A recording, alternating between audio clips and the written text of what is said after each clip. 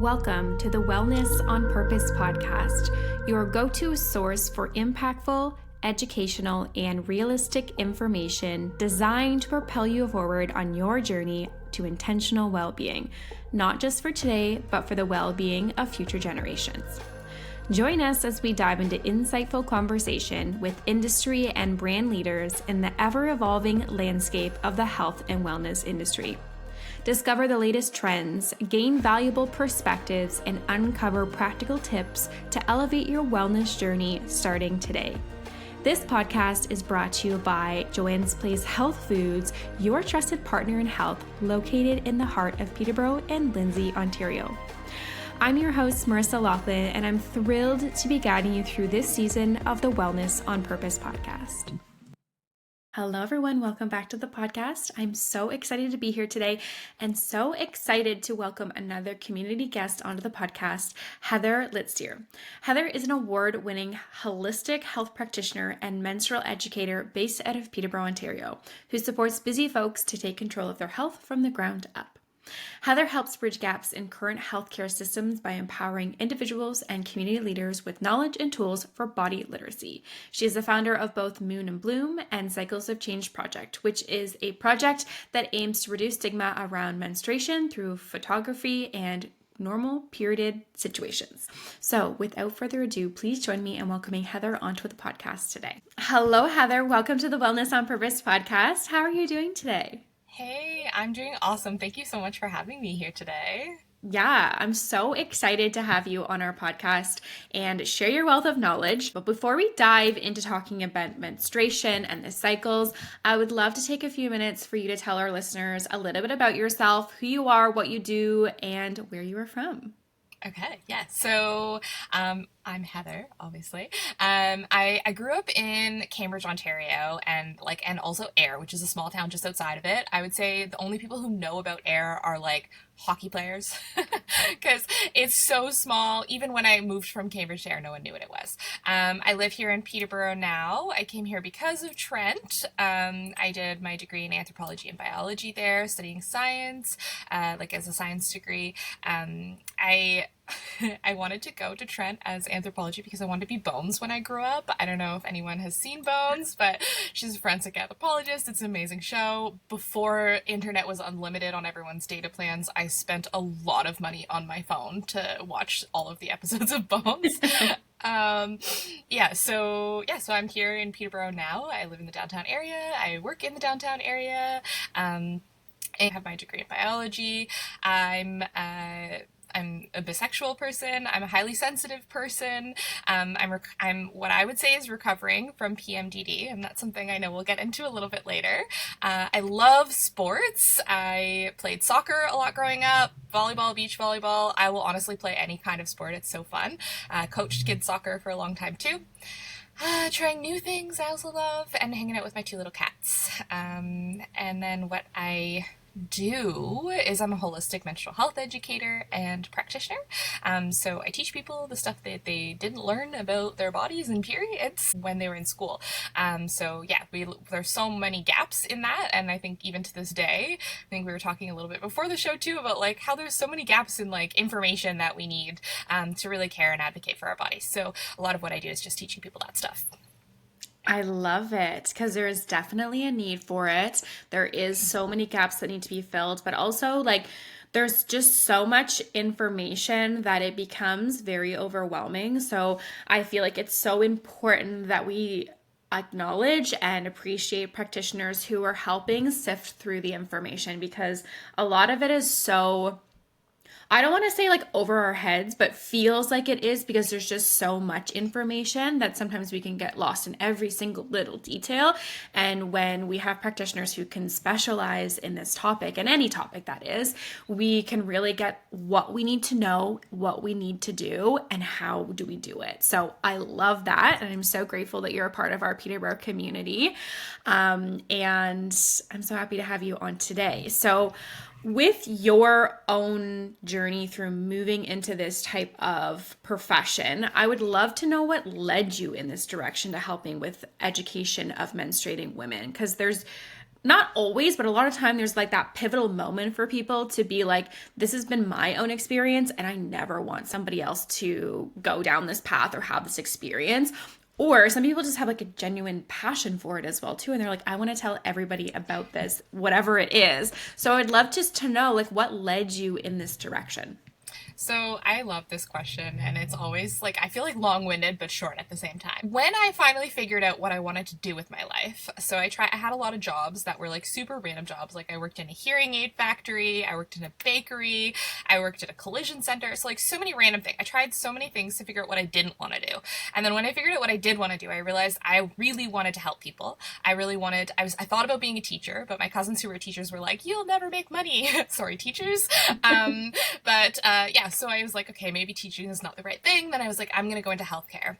And I was like, I don't think I can really deal with sick people every day, so I'm going to be an optometrist. So I went to Trent with the intention of becoming an eye doctor and going to optometry school afterwards.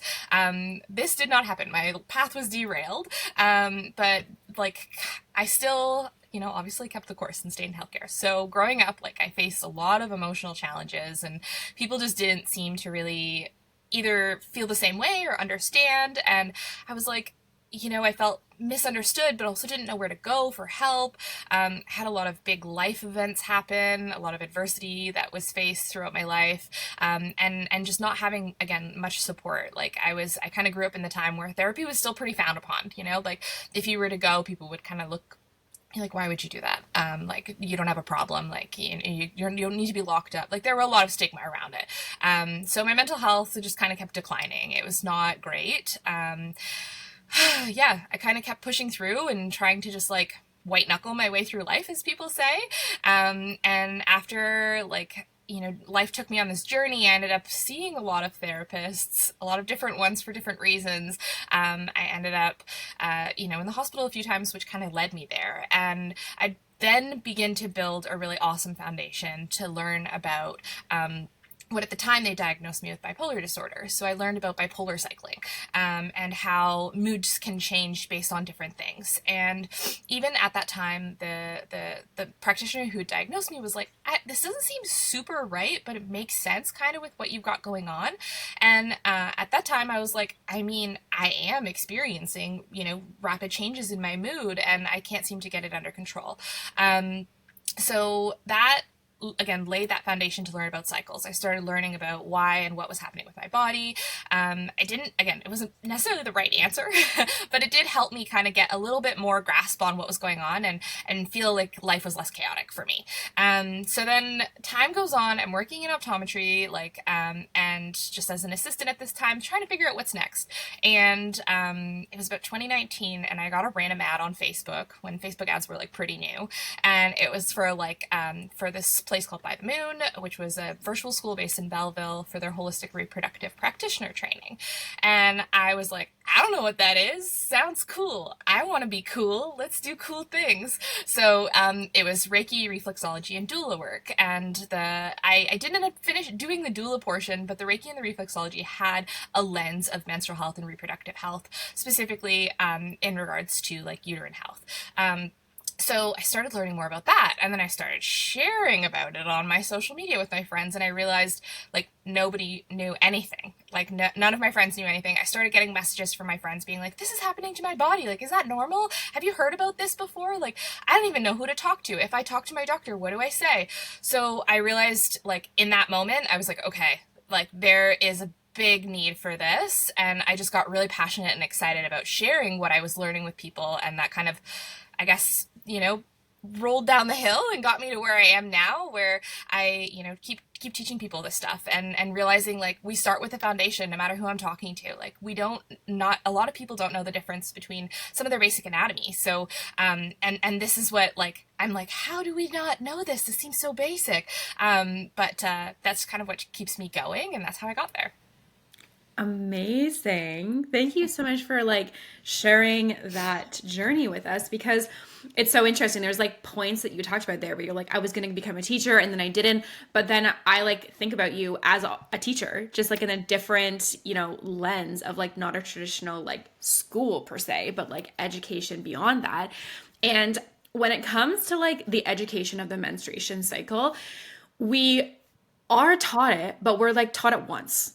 And like it's such an early stage, like I think what, like grade 9, like phys ed, you like take one day to talk about it and then Our it's never discussed again. and our brains aren't even thinking about it then, right? Like Or we're like retaining that information at that age. Like it's something that like you do need to be re-exposed to, like in an educational setting, to know what anything means, like the basic anatomy, right? So I think like huge big picture, like there needs to be an improvement in like the educational system for sure. And I love that you are kind of leading the way to provide another way to inform people and educate and support people. So I love that. Now, you mentioned about like learning about your own cycle and like your hormones fluctuating during different times of your cycle. And what we know is this not new term to us, but like this new term, I would say, to the world of people not knowing about hormones. We know that there is something called cycle syncing. And this is when different I want you to explain it, but different areas of your cycle. So let's start with that and understand a little bit more about what cycle syncing is and what that looks like for the average woman. Yeah, so cycle syncing is this process of identifying the fluctuations in your hormones. So, how they affect you in your daily life, whether that be physical, emotional, intellectual, financial, spiritual, and like how those fluctuations in your hormones affect your habits and affect your daily life, and then how we can kind of take how they affect them and then work our habits and our daily life and our nutrition and all of these things around how those hormones fluctuate.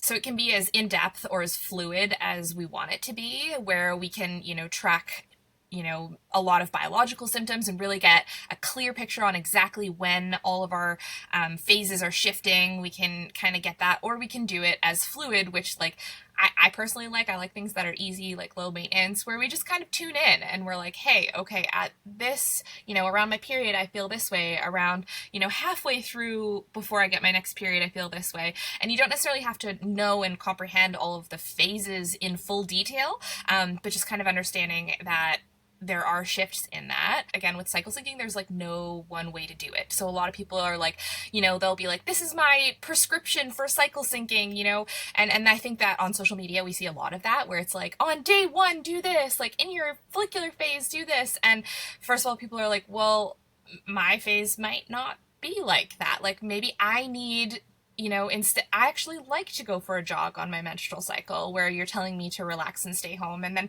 it's affecting my mental health. So I think when we're talking about cycle syncing today, and when you're learning about it in your journey, know that there's no one way to do it, and understanding your unique body and your unique rhythms and your cycles helps to understand how to really offer that compassion to your own body and your own mind, because every period looks different. Like not every single period I have is in the winter. Right? Like winter periods are a lot different than summer periods. Summer periods, I might want to go outside, even though, I'm feeling kind of tired. And that might actually bring me more energy for the rest of my cycle. So, does that kind of answer your question? Yeah, it totally does. Because I think that's it, is like you see that I am on day da da da da da. I need to do this, or I like need to eat this, or whatever, whatever that might be. It again, like I said, there's like an information overload that comes with that type of conversation on social media, and any conversation on social media for that matter. But one thing that would be really helpful is if we can actually walk through the phases of a menstrual cycle to understand, like, when people are saying cycle syncing, like what is even changing in that fluctuation. There's 4 different phases. And actually, people listening might not even know that there's 4 different phases through your menstrual cycle. So I would love for you to walk us through those 4 phases, what they are, what happens, and kind of maybe just like an overview of what is happening in your body physically and emotionally during this time.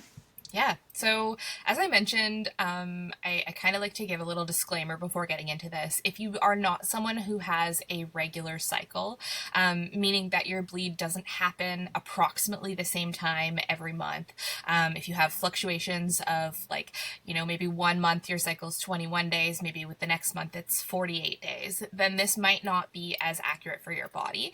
There are ways to just tune in. As well, and that's something can dive in deeper but another time. But for now, we're focusing on sort of a quote unquote standard 28 day or a roughly a month cycle. So even research has started showing that what we've known all along is that yes, short-term hormone-dependent structural brain changes happen during the menstrual cycle, which has implications on how our body works. Because hormones, to kind of simplify them as well, they're just messengers in our body. I like to think of our body as a supermarket, and our hormones are just working in the different departments. And in each of those departments, they have different jobs. And if, one phase or 1 week of our cycle, the job is more heavy or dependent in a different department, you're going to take some staff from one department and put it into the other, if that kind of makes sense. Or maybe some are on holiday or whatever it would be. So think of our body like kind of a supermarket, and knowing that hormones are just these messengers that change roughly 25% each week or so. So in the first phase, which we all know about, is our menstrual phase.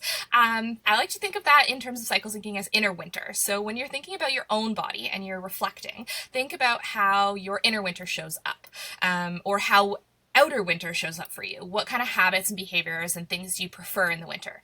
And how does your body respond to the winter? So in your inner winter or in your menstrual phase, your uterine lining is shedding. Estrogen, progesterone levels are usually at their lowest, causing that top layer of the lining to break down and to shed, to cause your bleed.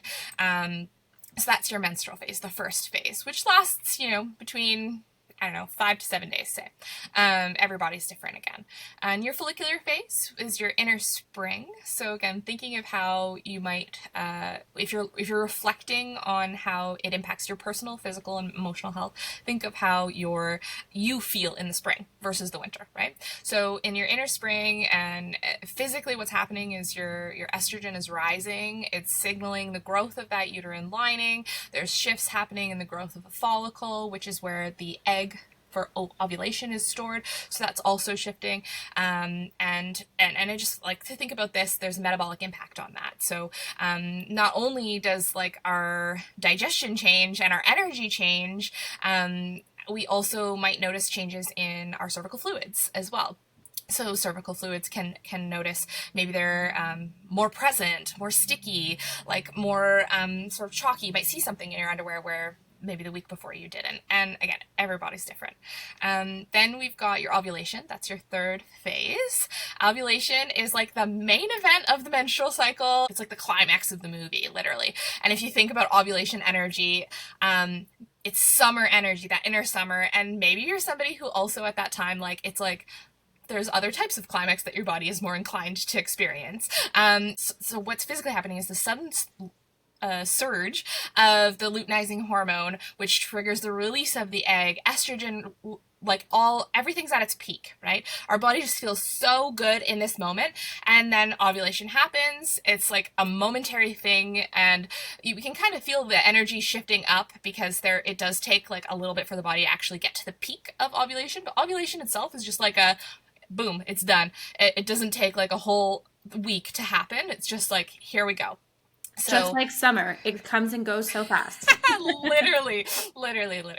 Yeah, so at that point, you might also notice changes in your cervical mucus again. So your physical changes where it's more slippery and stretchy. And thinking of the body around ovulation, it's wanting to create whether or not you're trying to conceive, it's wanting to create an environment that's okay, let's make it easy to get pregnant if we want to, biologically speaking. Then the last phase is luteal phase. This is our inner fall.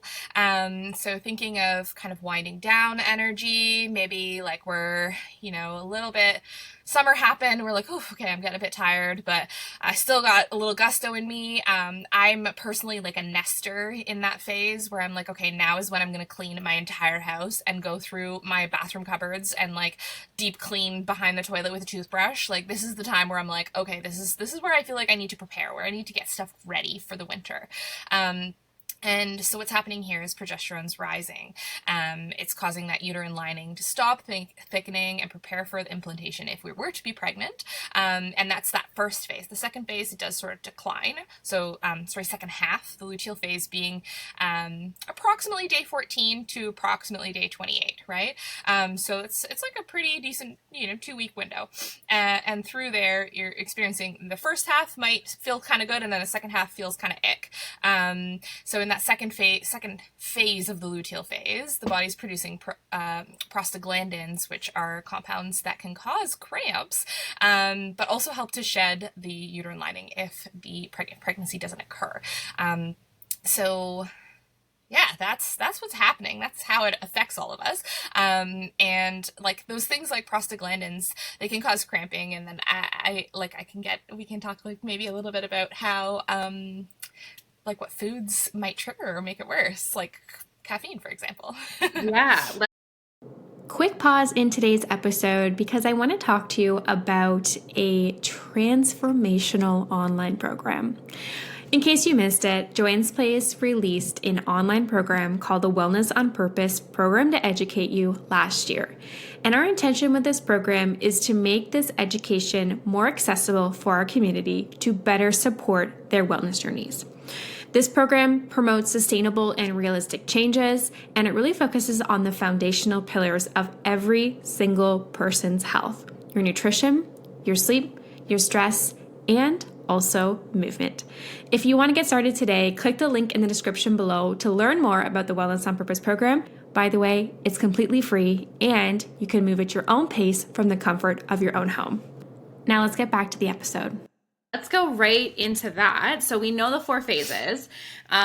So can we recommend maybe one food and like one like lifestyle habit recommendation for kind of each of those phases? And I know there's a ton of them that we could say like, do this, but like one tangible piece of information that our listeners could be like, okay, I could try and implement this into my routine or into my diet during this time that will be supportive for each of these phases.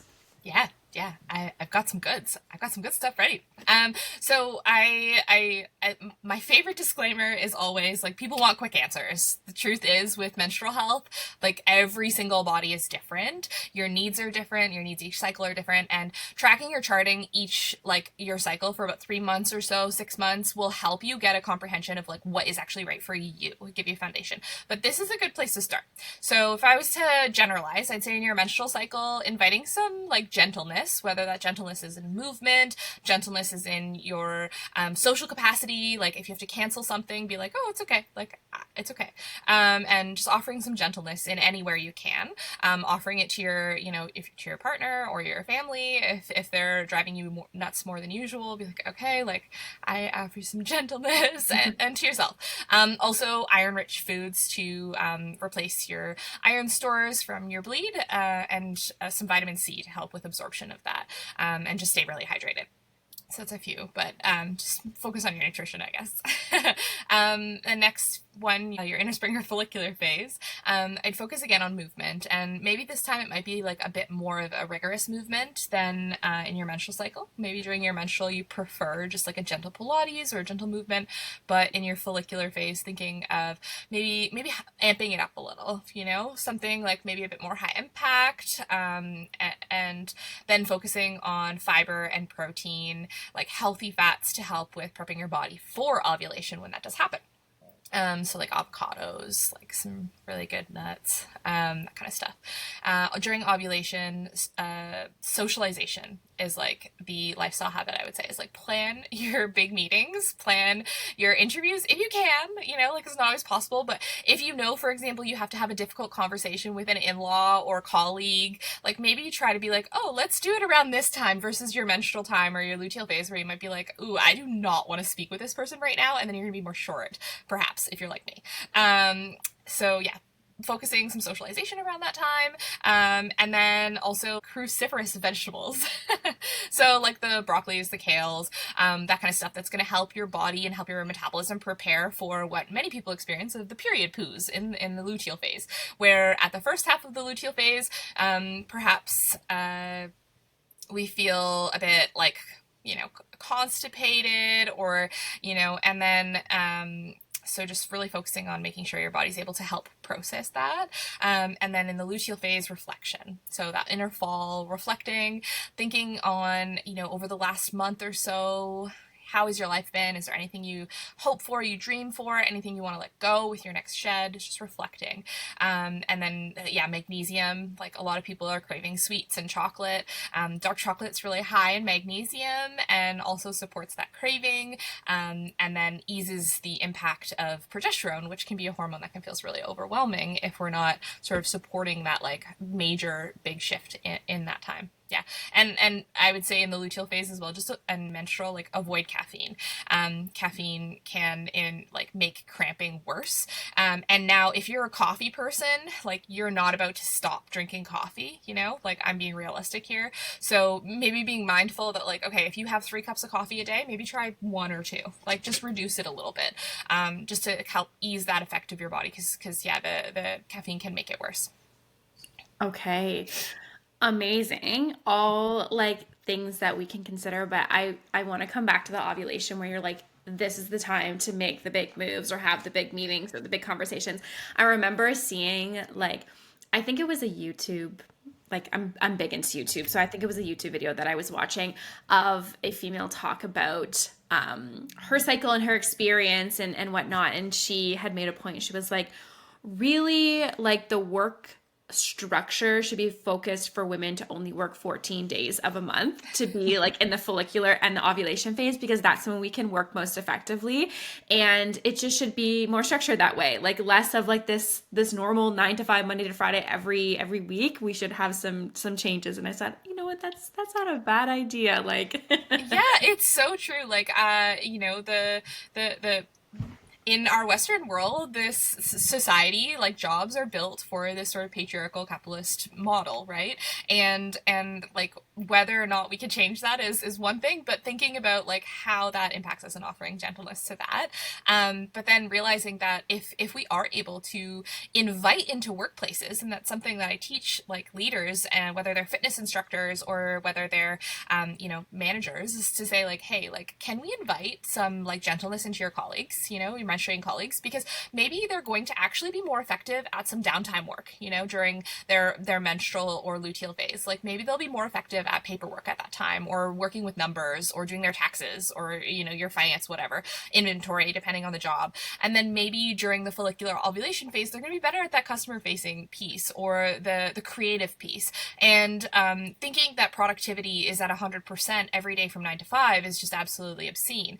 Productivity might be 200%, during those high energy phases of your cycle, and then like 12% during the low energy phases. And that's okay. I know sometimes I would be like, okay, I'm going to work till 2 a.m., like closer to my ovulation, because I'm like, I have it in me. I'm so creative. I'm so ready. But then on my other days I'm like, okay, now I can offer myself that gentleness to slow down. Like it's creating that maybe a flow, not a balance, but a flow where you're like, okay, some days will be like this, some days will be like this, and know that ultimately it's all going to get done. If you have employees in your workplace, it's because you trust them. If you work somewhere, like you should hope that your employer trusts you and be like, trust me, I'll get the work done. It's just not going to happen on your schedule. I have a menstruating body. Like biology needs me to do different things. it's so true. Like the flexibility is so key. And I mean, my hope is that there are many companies that are starting to have more flexibility for that, and continues to happen. So I love that, and all great points. So with the cycles, the phases, and menstrual health as a whole, do you find that there are some misconceptions that you would like our listeners to be aware of, and like how we can kind of shift the conversation to a different, maybe more positive narrative? Yes. Yes. 2 of my most important things is, one is a lot of people think that menstruation is a woman problem. And it's something that like women have to deal with. You know, like you talk to your mom about it, or you don't, right? Like you've talked to the female doctor, you don't see a male doctor, and all of this stuff. And I just want to clarify that like menstruation is not an exclusively, you know, quote unquote women experience. There's many non-binary, two-spirit, trans folks that are also experiencing menstruation. But even further that, like people have partners who menstruate. People have you know, they have children who menstruate, and you know, if you're a single dad, for example, and you have a daughter, like who will talk to her and help her through all of this if you feel so afraid to talk about it. And you know, speaking of, you know, men, my second point is that like men need to be involved in that conversation. You know, a lot of people are like, oh, like there's, you know, talking about periods, the guys are gonna go, and it's like, no, don't let them leave. Periods, menopause, like premenstrual, like everything, let them stay in that conversation, because the like 51% of the population is menstruating, which means everyone in one way or another is affected by somebody's menstrual cycle, right? Whether that be that they try to have a conversation with a colleague who's in their luteal phase and they're not receiving it as well as they might during their ovulatory phase. So it's like there's different ways that it's going to impact you depending on, you know, your life. But yeah, like men are partners, their parents, their policymakers, their health providers. They need to be just as involved in this conversation around normalizing it, and like having it be something that we think is actually important, not just like a one and done in health class where we, you know, do the banana condom, show you a pad and move forward. It's like, it's something like, let's make it fun, let's make it interactive, let's know that it's not shameful, and what happens in the menstruating body is not something to hide from, you know, like it's actually required for the growth of our species on like a very biological level. So yeah, so I would say just keep talking about it. Research actually shows that reducing stigma, so talking about it with everyone and everyone, which is what I do, what we're doing here today, is reducing stigma is one of the most impactful ways to improve awareness and advocacy of a specific issue, specifically being period poverty, or, you know, thinking of some stats, like it takes 7 to 10 years for someone to get a diagnosis of endometriosis, like, which seems wild considering the amount of pain is equal to or worse than a heart attack, right? So people are expected to go to work every day for that. But if you're, you know, if the men are involved in this conversation, if we destigmatize it, they're going to understand this not in your head, that it's real and it's important. So that's what I would say is like really big with shifting the narrative. Don't be afraid to talk about it. Or if you are, do it anyways. Like do it scared. Do it scared. It's okay. It'll get easier.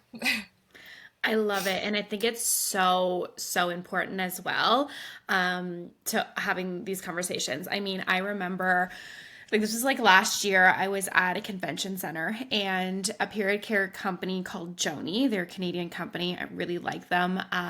They came in and did a presentation, and there was like, the room was mostly men and a couple females that are in there for this conversation. And it was actually very like wholesome to see how the men reacted in this situation, and learning and like curious. Like they passed around pads and tampons and said, open these and show me how you think you would use them. And just, I think brands and community educators and just people with a voice, like saying, hey, let's all talk about this. Let's just not have these little secret side conversations. Let's talk about this big picture. So I think it's also so important to be having those conversations. And to your point too, like men that are raising daughters that they might not, you know, have somebody to also have these conversations, and they want to be informed. So all very big and important conversations to be had for everybody. So I love that. Now, I would love to know from your experience, but also maybe general feedback from like your clients or other community members. Like we talked about lifestyle and specific food products, but there's also a lot of other products that are really supportive for women and menstruation and period care and all things like that. So I would love to know if you have some like tried or true things that are really supportive or that you think are helpful to the community. Yeah. So a few things. I would say one that I think is really important is making sure that you get a quality high protein breakfast. But I also acknowledge that it's not reasonable for everyone to be like making a full breakfast spread every day, especially if you've got a family that you have to feed, if you know, have to work really early, like you're struggling to wake up, your stress is already high enough, now you have to, you know, starting your day stressed. So starting my day with a high protein breakfast has changed my life. It really helps with a lot of things. It can shift menstrual cramps and that stuff, and also just reduced overall like cortisol levels, which is something a lot of people want. So one thing I really love is like I'll come up to Joanne's and grab like bulk seeds, you know, bulk oats, and I'll prep them in my, you know, jars or whatever container I've got overnight. And there's a bunch of recipes that they're good for up to 5 days, you know, so you can just like make a ton of them, and then you're ready for the week, you know, and don't have to think about breakfast, and you make sure that it's like a quality, high, you know, nourishing meal. And also, like, as a fun bit, which, you know, we can talk about another time, maybe, is cycle or seed cycling. So if you're struggling with menstrual cycle, sometimes adding in different types of seeds at different times of your cycle can support your menstrual cycle. So just kind of integrating them into those breakfasts is like a really low spoon, easy way to add in some extra support. So that's one. The other one that I also really love, especially for cramping or if you're getting clots, is raspberry leaf tea. Now, a lot of people think of raspberry leaf tea with pregnancy. When I share that, they're like, well, I'm not about to have a kid, so I'm fine. But no, it's actually, raspberry leaf tea can be really supportive for cramping, regulation of estrogen, progesterone, testosterone, all those hormones, supporting with clotting, and just having it like, you know, 12 days before your bleed, approximately. You know, once you get into that luteal phase, inviting raspberry tea as maybe an alternative to one of your cups of coffee can help with that cramping. And again, it's really easy thing to do. You can add some like maple syrup or sweetener to it if you want to kind of make it a bit more delicious, if you like a sweet treat, especially as we're going into summer. Yeah, that. And then the last one that I really like is elderberry products. So I love coming to Joanne's and just like looking around and being, okay, what's on sale today?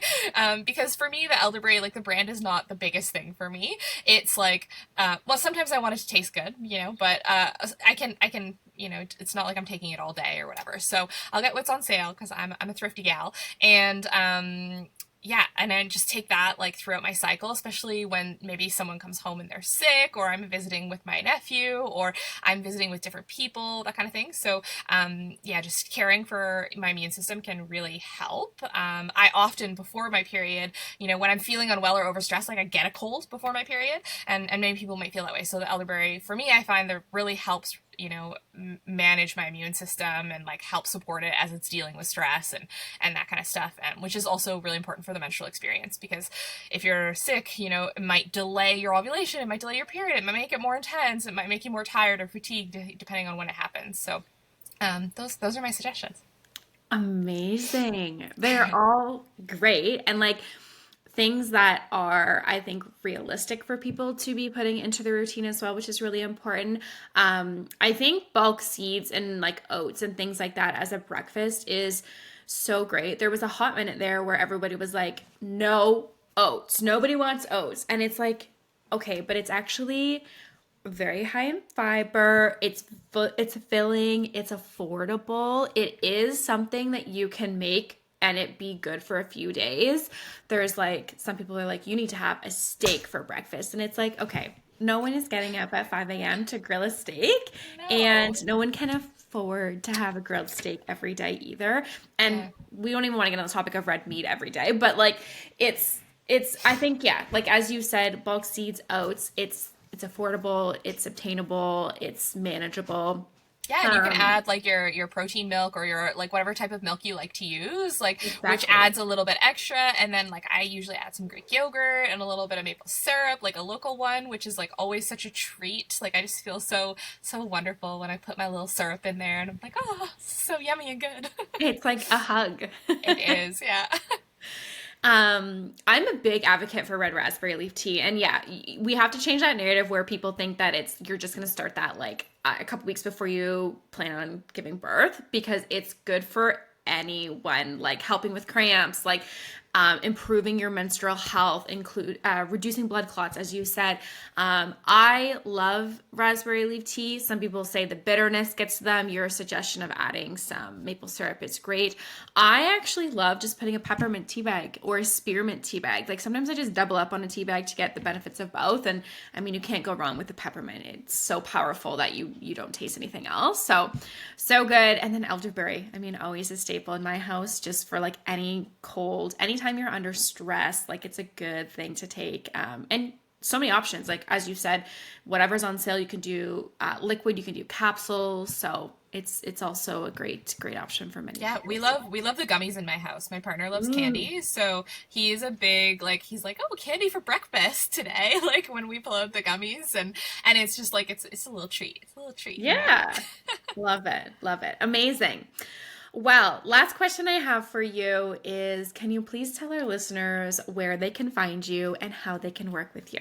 Yes, absolutely. So I am on Instagram mostly, but also TikTok and Facebook as Heather Litster __. And my website at heathersholistics.ca. You can also find more information about the Cycles of Change project, which is an advocacy project that I'm involved in to normalize menstruation, as well as Moon and Bloom, which is my holistic mental health business, where I offer one-on-one coaching, group workshops, and leadership training for fitness instructors, community leaders, and anyone who wants to learn.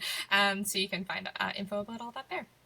Amazing. And for our listeners, I will leave those links in the description below for you guys to check out and follow her on socials and visit her website and book an appointment. So Heather, I need to thank you so much for taking the time to talk with us today, to answer all my questions, and to just be a very positive voice in our community for educating on menstrual cycles and things hormones. So thank you so much for being here today. Thank you so much for having me. This is such a fun conversation. Thank you for joining us for another insightful episode of the Wellness on Purpose podcast. We hope you found the information valuable and inspiring to support you along your wellness journey. Before we go, a quick reminder. The content shared in this podcast is for educational purposes only. While we strive to provide accurate and up-to-date information, it's important to remember that everyone's health journey is unique. We strongly recommend consulting with your healthcare professional or a qualified health practitioner for personalized advice tailored to your specific needs and circumstances. Your well-being is a priority, and speaking to a healthcare professional ensures that you receive guidance that best aligns with your individualized health goals. If you have any questions or topics you'd like us to cover in future episodes, please reach out to us through our website. That's all for now. I hope you stay well, stay informed, and remember, your health is your greatest wealth. Until next time, take care.